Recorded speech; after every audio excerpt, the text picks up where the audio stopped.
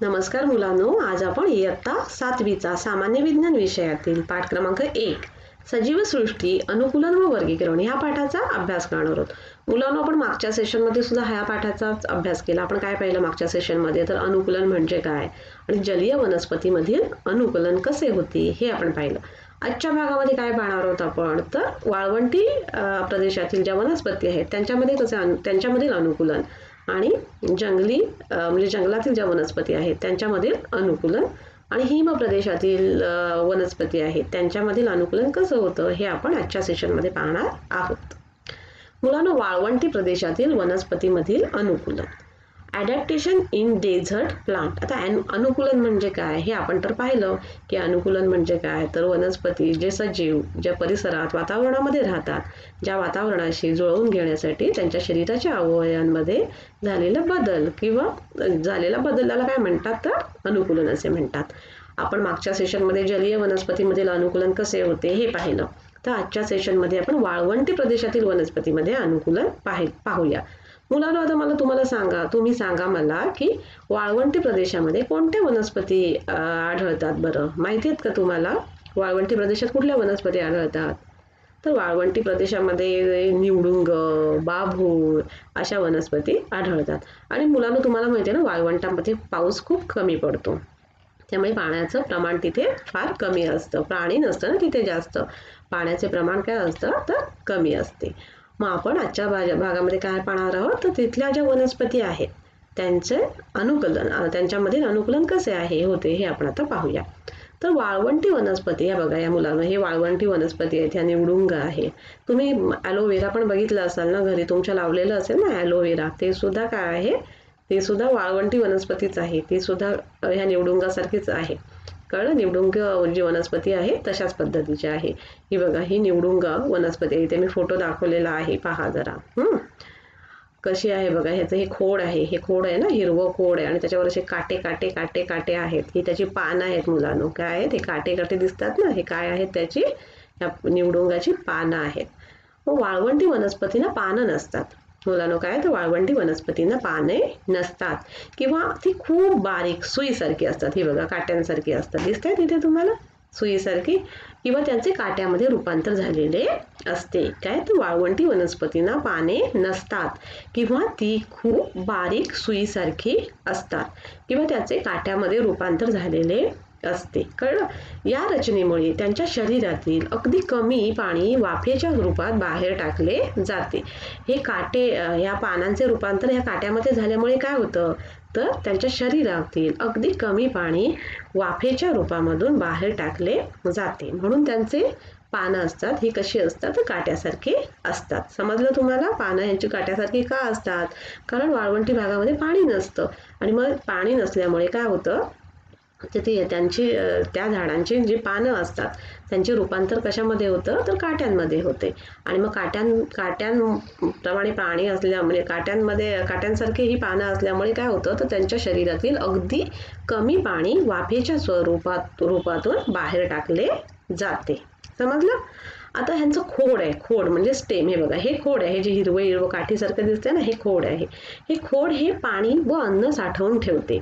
काय असतं? हे खोड हे अन्न आणि पाणी साठवून ठेवतं. त्यामुळे ते मांसल बनतं. तुम्ही ॲलोवेराला कधी हात लावून बघितलं असाल ना तुमच्या घरी, तर त्या घरी असते ना, आपण कुंडीमध्ये तुमच्या आईने लावलेलं असेल कधीतरी, तर ते त्याच्या पानाला म्हणजे जे ॲलोवेराला तुम्ही हात लावता, ते ॲलोवेराचं जे मेन असतं, जे तुम्हाला वाटतं की हे पान आहे, तर ते पान नसून काय असतं? ते त्याचं खोड असतं आणि त्याच्यामध्ये गर असतो की नाही, आपण काय चेहऱ्याला लावायला किंवा केसांना लावायला आपण त्याचा वापर करतो, हो की नाही? मग ते काय असतं? तर ते स्टेम आहे, खोड आहे आणि मग त्याच्यामध्ये अन्न आणि पाणी साठवून ठेवल्यामुळे ते मांसल बनतं. कळलं? खोड हे पाणी व अन्न साठवून ठेवते. हे खोड आहे ना, हे काय करतं? ना, पाणी आणि अन्न साठवून ठेवतं. त्यामुळे ते मासळ बनतं. काय? त्यामुळे ते मासळ बनतं. पानांच्या अभावामुळे खोडांना प्रकाश संश्लेषण करावे लागते. कळलं? म्हणून ती हिरवी असतात. ही खोडं कशी असतात? हिरवी असतात.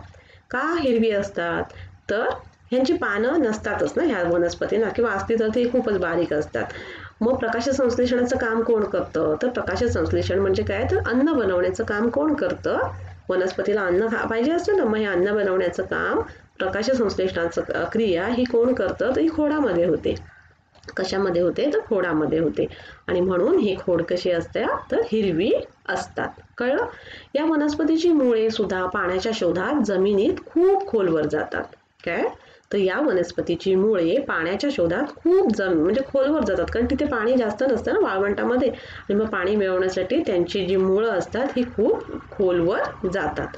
तर काहींची जमिनीत दूरवर पसरतात. आता या वनस्पतीच्या खोडावर देखील मेणचट पदार्थाचा जाड थर असतो. या वनस्पतीच्या खोडावर सुद्धा काय असतं, तर मेणचट जाड असा एक पदार्थांचा थर असतो. कळलं? आता खोड हे काय कळलं तुम्हाला? ह्या म्हणजे वाळवंटी प्रदेशातील वनस्पतीमध्ये वनस्पतीमधील अनुकूलन काय असतं, तर ह्या वनस्पतीना पानं नसतात. ह्या पानांचे रूपांतर कशामध्ये झालेले असते, तर काट्यामध्ये. का झालेलं असतं काट्यांमध्ये, तर पाण्याचे म्हणजे कमी बाष्पीभवन होण्यासाठी. कळलं?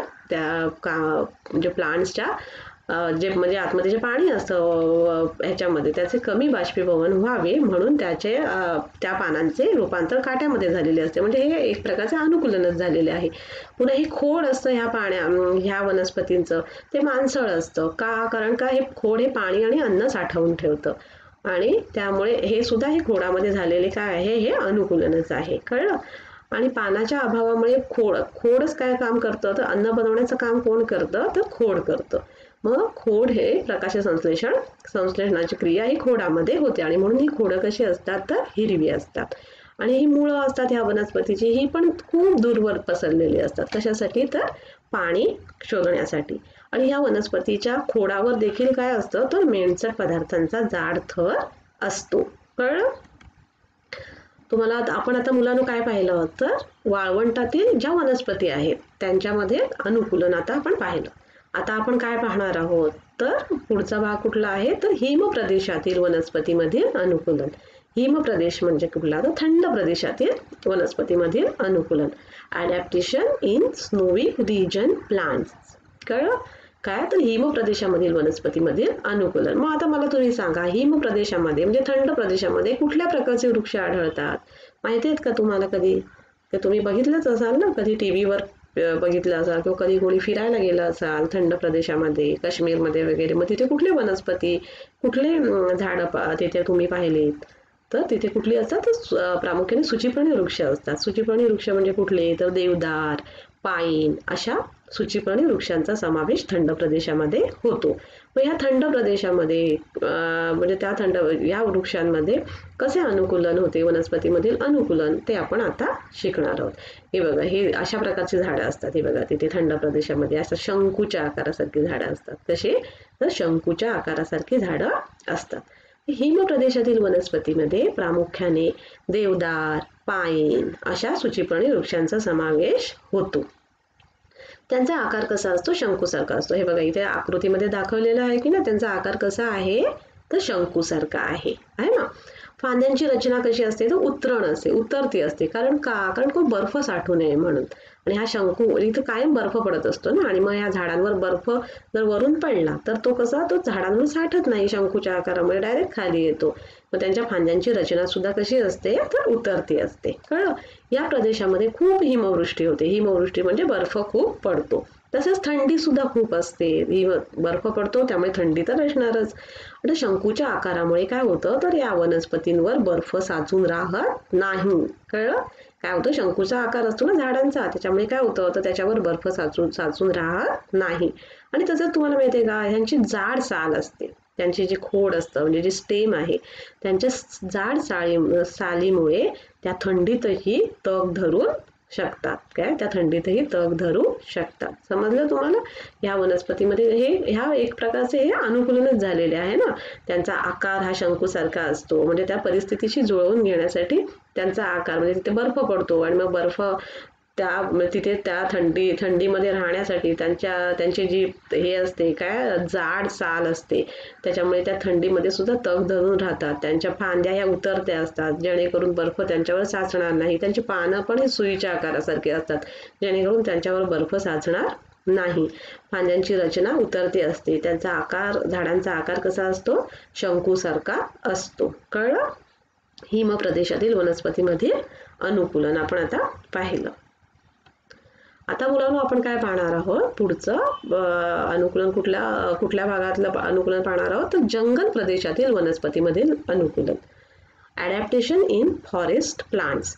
आता तुम्ही जंगलं बघितलेली आहेत का? जंगलामध्ये कितीतरी वेगवेगळ्या प्रकारचे वृक्ष असतात ना, खूप घनदाट वृक्ष असतात. काही छोटे वृक्ष असतात, काही मोठे वृक्ष असतात, काही वेली असतात, त्या वृक्षांच्या आधारावर वाढलेल्या अशा अनेक प्रकारचे वृक्ष हे जंगलांमध्ये असतात. हे बघा, हे जंगल दाखवलेलं आहे. हे बघा, आणि जंगलामध्ये कसं असतो तर खूप गच्च भरलेलं असतं ना वनस्पतीने.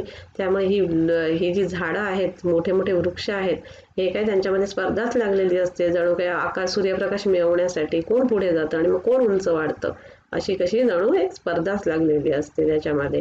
मग आता ह्या झाडांमधील अनुकूलन आपण आता पाहणार आहोत. Adaptation in the forest plants. कळलं? तर या प्रदेशामध्ये वृक्ष, झुडूप, रोपटे असे विविध प्रकार आढळतात. कुठले? तर या प्रदेशामध्ये काय आढळतात? वृक्ष, झुडूप, रोपटे असे विविध प्रकार आढळतात. सूर्यप्रकाश मिळवण्यासाठी या सर्व वनस्पतीमध्ये स्पर्धाच असते.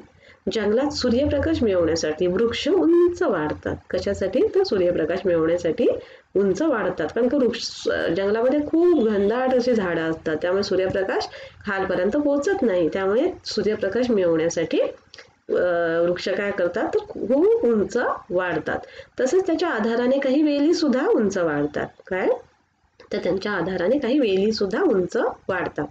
मुलांनो, काही वेलींच्या खोडावर काही तणाव असतात. काय असतात? खोडांवर असणारे तणाव म्हणजेच खोडांचे अनुकूलन आहे. तणाव म्हणजे काय? तर असे स्प्रिंग सारखं एक असं हे असतं, स्ट्रक्चर असतं. त्याच्यामुळे त्याचा उपयोग त्याला आधारासाठी होतो. कारण ह्या वेली वृक्षांचा आधार घेऊन त्या वाढतात ना. या तणावांमुळे काय होतं तर त्यांना आधार मिळतो. मग हे तणाव हे काय आहे तर खोडांचे अनुकूलनच होय. मग कळलं तुम्हाला? जंगल प्रदेशात कसं असतं? तर जंगल प्रदेशात वृक्ष, झुडूप, रोपटे असे विविध प्रकार आढळतात. कळलं मुलांनो? सूर्यप्रकाश मिळवण्यासाठी या सर्व वनस्पतीमध्ये जणू स्पर्धाच असतात. सूर्यप्रकाश मिळवण्यासाठी ती वनस्पती खूप उंच वाढलेल्या असतात. कळलं? आणि जंगलामध्ये सूर्यप्रकाश मिळवण्यासाठी काय करतात? त्या वृक्ष वाढतात आणि तसंच त्यांच्या आधाराने काही वेली सुद्धा उंच वाढतात.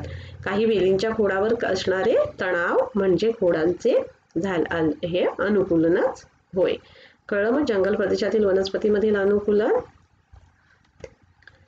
तर मुलांनो, आज आपण काय शिकलो? तर आज आपण पाहिलं वाळवंटातील वनस्पतीमधील अनुकूलन. मग वाळवंटातील वनस्पती कुठल्या? जसे की निवडुंग. हे निवडुंग या वनस्पतीची पानं कशी असतात? तर पानांचे रूपांतर काट्यामध्ये झालेले असते. का? तर पाण्याचे बाष्पीभवन कमी होण्यासाठी, बाष्पीभवन होऊ नये म्हणून. आणि त्यांचं हे खोड असतं, हे मांसल असतं. त्या खोडावर काय असतो? तर खोडावर मेणचट पदार्थाचा थर असतो. खोडच प्रकाश संश्लेषणाचं कार्य करतं आणि ते अन्न आणि पाणी साठवतं. त्यामुळे ते त्यांचं खोड असतं निवडुंगाचं वगैरे, हे मांसल असतं. पुन्हा त्यांची हे मुळं असतात, ही खूप खोलवर पाण्याच्या शोधात गेलेली असतात. मुलांनो, आणि आपण काय पाहिलं दुसरं? तर दुसऱ्या हिम प्रदेशातील वनस्पती त्यांचं अनुकूलन कसं असतं? तर हिम प्रदेशातील वनस्पती ह्या शंकूच्या आकारासारख्या असतात. त्यांच्या फांद्या उतरत्या असतात. कारण का? तर त्याच्यावर बर्फ साचू नये म्हणून. त्याची जी खोडं असतात ती सुद्धा जाड सालीची असतात की ती थंडीमध्ये तग धरून राहण्यासाठी. पुन्हा आपण आज पाहिलं जंगल प्रदेशातील वनस्पती.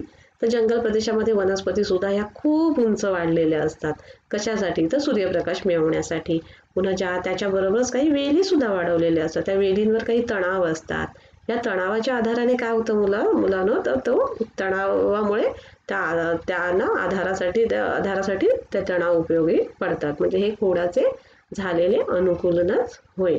मग पुढच्या भागात मुलांनो आपण काय पाहणार आहोत? तर पुढच्या भागामध्ये आपण काय पाहणार आहोत? तर गवताळ प्रदेशातील ज्या वनस्पती आहेत त्यांचे अनुकूलन कसे होते हे आपण पुढच्या भागामध्ये पाहणार आहोत. धन्यवाद.